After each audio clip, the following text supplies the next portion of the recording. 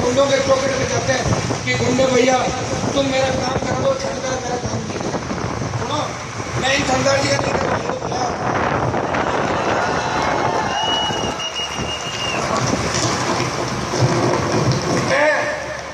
इन्होंने कितनी बढ़िया व्यवस्था की है, पुलिस की देख रहा था वहां से लेके आता डिप्टी साहब को, सीआई साहब को, इनकी पूरी टीम को मैं धन्यवाद देता हूँ कि इन्होंने बहुत अच्छी व्यवस्था इन्होंने की। हम कोई पुलिस के खिलाफ नहीं, जब भी पुलिस का जवान अगर शहीद होता है तो सबसे पहले हनुमान बेनीवाल उस जवान के लिए लड़ता है तो शहीद होता है। लेकिन हम व्यवस्था के खिलाफ है, अंग्रेजों के बनाए वो पुलिस एक्ट और उस कानून के खिलाफ है। पुलिस एक्ट के अंदर भी संशोधन की आवश्यकता है, बहुत बड़ी संशोधन की आवश्यकता। ये सारी बातें जब होगी जब राज पे हमारा कब्जा होगा। आज जवान बेरोजगारी से तंग आकर आत्महत्या कर रहा है। 2.5 साल के अंदर 42 किसानों ने आत्महत्या कर ली और एक किसान दिल्ली के अंदर जाके मरा, आत्महत्या करी। जब उसके परिवार के लोगों को पूछा कि दिल्ली के अंदर जाके आत्महत्या क्यों करी, तो उसने बोला, उसके परिवार ने बोला कि वसुंधरा के यहाँ तो मरने वालों का अखबार में नाम नहीं छपता, इसलिए दिल्ली जाके मरना पड़ा। ये हालात राजस्थान के अंदर है। आप तो देख ले महाराणा की दादागिरी 3 साल के अंदर कैसे थे। अब थोड़ी सी मजबूती आप रखो, ठीक कर देंगे और कांग्रेस को भी ठीक कर देंगे। दोनों पार्टियां ठीक होगी तभी आपका भला होगा, तभी तेजाजी महाराज के हाथ से राजस्थान की राज के स्थापित होंगे। गरीब आदमी, आम आदमी का सम्मान हो। हम चाहते हैं कि पहले बच्चे थे जब हम सुनते थे कि गैंगवार बिहार उत्तर प्रदेश के अंदर होता है, लेकिन आज गैंगवार का सबसे बड़ा अड्डा राजस्थान बन गया। बाड़मेर, सीकर, चूरू, झुंझुनू, नागौर, ये गैंगवार के हमारे बच्चे गैंगवार कोई जिम्मेदार है, सरकार जिम्मेदार है, मुख्यमंत्री जिम्मेदार है, मुख्यमंत्री जिम्मेदार है। अगर इन मामलों की सीबीआई जांच होती तो सरकार को खड़ी हो जाती, लेकिन सीबीआई जांच कौन कराए? सरकार तो कराएगी नहीं, मुख्यमंत्री इन्वॉल्व है। इसलिए अपनी खुद की सरकार बना लो, फिर इनकी इतनी जांचें करेंगे जिनका पता ही नहीं लगेगा। ये काम अगर कोई कर सकता है तो राजस्थान का जवान कर सकता है। इस देश के अंदर जब अंग्रेजों को भगाया था तो जवानों ने सबसे पहले जवानों ने क्रांति की शुरुआत की। तांत्या टोपे ने सबसे पहले 1857 के अंदर अंग्रेजों के खिलाफ युद्ध किया, वो शहीद हुआ। और उसके बाद आखिरी मौत जो लगाई वो भगत सिंह गुजरात का बेटा था। अंग्रेजों भाग जाओ, अब वो दिन दूर नहीं कि तुम्हें जोड़ा जोड़ा के मारेंगे। और भगत सिंह जवान था 23 साल का। मुझे लोग कहते हैं हनुमान बेनीवाल तो जवानों का नेता है, लेकिन जवान जिधर चलता है जमाना उधर ही चलता है। मैं कहता हूँ दूध में से मक्खन निकाल लो तो दूध में क्या बचता है? और अगर किसी के घर में से जवान निकल जाए तो भाई जवान ही परिवर्तन करेंगे। और मेरी जो सबसे बड़ी उम्मीद है परिवर्तन की राजस्थान के अंदर एक नए फ्रंट की, एक नई पार्टी की, जो राजस्थान का जवान है। राजस्थान का जवान 18 के अंदर परिवर्तन करेगा। ये जवान राजस्थान की आवश्यकता है, ये मान बेनीवाल की आवश्यकता नहीं है। तो जवान को के लिए 2018 के अंदर परिवर्तन करना होगा। मैं तो ऐसा व्यक्ति हूँ, अगर मैं चाहूँ तो पार्टियां तो मेरे पीछे मुझे कांग्रेस सेटिंग करने के लिए, लेकिन हनुमान बेनीवाल मारवाड़ का किसान का बेटा है, वो सेटिंग नहीं करता। वो कहता है कि मैं पूरा ही काम करूंगा, दुख तकलीफ डालूंगा। 1 दर्जन सरकार ने मेरे खिलाफ मुकदमे दर्ज कर लिए, लेकिन जेल में नहीं निकलना कोई सरकार। आपको पता बहुत जोर है सरकार को जेल में।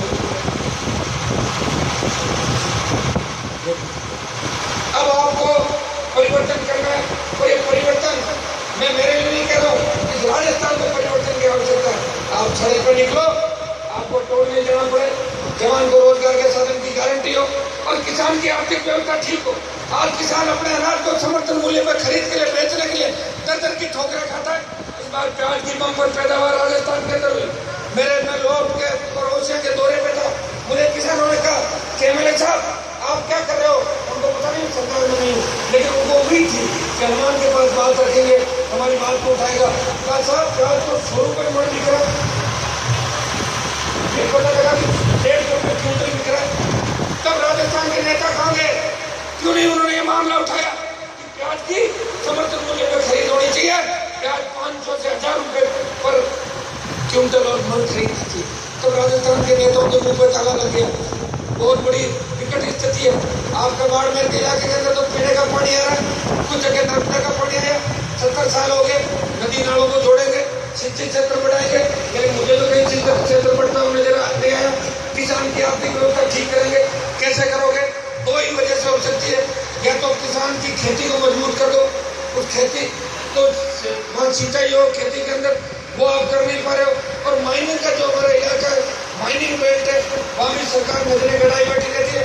मैं हमेशा विधानसभा के अंदर एक बात कहता हूँ कि तेल, सोना, चांदी, तांबा, ये तो सरकार का, और ये छोटे मोटे पत्थर हमारे ये तो हम लोग जिसके खेत में निकले, किसान को उस खेत के अंदर माइन बनाने का पहला हक मिलना चाहिए। लेकिन कौन सुनता हमारी? हम तो प्रयास करते हैं। और मुझे तो दुख है इस बात का कि इस बार लगता है क्या कांग्रेस विपक्ष में है क्या? कहीं नजर आ रही है हमको? कांग्रेस के 21 में से 10 MLA तो वसुंधरा के घर पे टाइम मांगते घूमते, और मेरे को और कहते हैं मैडम से टाइम, तो मैंने कहा घरवाली मैडम का ध्यान रखो, यहाँ चक्रों मत पड़ा, घर का ही ध्यान रखो, यहाँ उलझ गए तो वापिस सोचोगे नहीं, ठीक है ना? तो अब ये कांग्रेस साहब कि राजस्थान में अगर आपके लिए कोई लड़ रहा है, आम आदमी के लिए कोई लड़ रहा है, लोग मेरे पे जातिवाद का आरोप लगाते हैं कि हनुमान बेनीवाल तो जातिवाद करता है। मैं ये कहता हूँ कि राजस्थान के अंदर अगर किसी कोई जातिवाद लेकर आया तो वसुंधरा जातिवाद लेकर आई। उसने कहा कि मैं जाट की बहू हूँ, राजपूत की बेटी हूँ, सतरानी हूँ, मैं शुरू का इसकी भांजी हूँ, मीणों की बुआ हूँ,